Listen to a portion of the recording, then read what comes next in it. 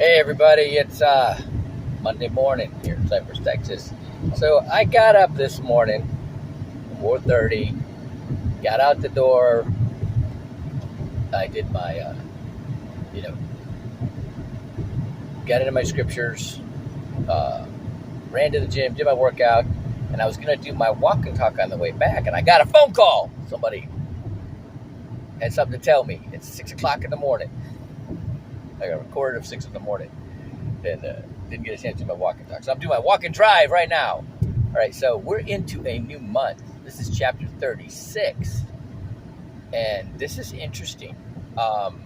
In Genesis, this whole chapter is all about Esau and Esau's lineage and Esau's kids with the wife of the daughter of Ishmael and his other concubines and all this and his Canaanite wives and the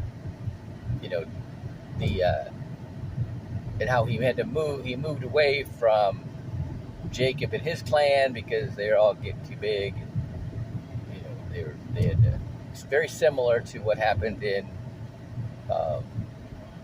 Exodus and with Moses and Aaron, right? And very interesting how that happened. But I never heard that. I never heard any preaching ever on chapter 36 of Genesis, right? Then in John, okay, chapter 6, right?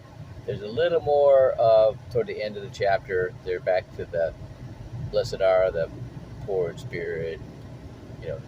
Very similar to chapter 5, just repeated chapter 5, right? But there's this is where he's talking about the virgins, waiting for the party, and this is a lot of stuff we hear about a lot, right? Not having their oil, right? So very interesting stuff, right? But my mind is shifted, right? So I'm like, okay, I want to what does that word mean? What's that word mean? And I want to look it all up in the Hebrew flashcards and see the symbolism and then see what the meanings are. I mean, it's just, it's my mind is shifted there, but I don't want to stop reading it. Okay, stop the input. In fact, this morning I actually listened to it instead of reading them. Right? There's something about listening, hearing the Word of God that sends a different. It puts things together more linearly than reading. Because reading, you'll just hit one word, your mind will go take off, right?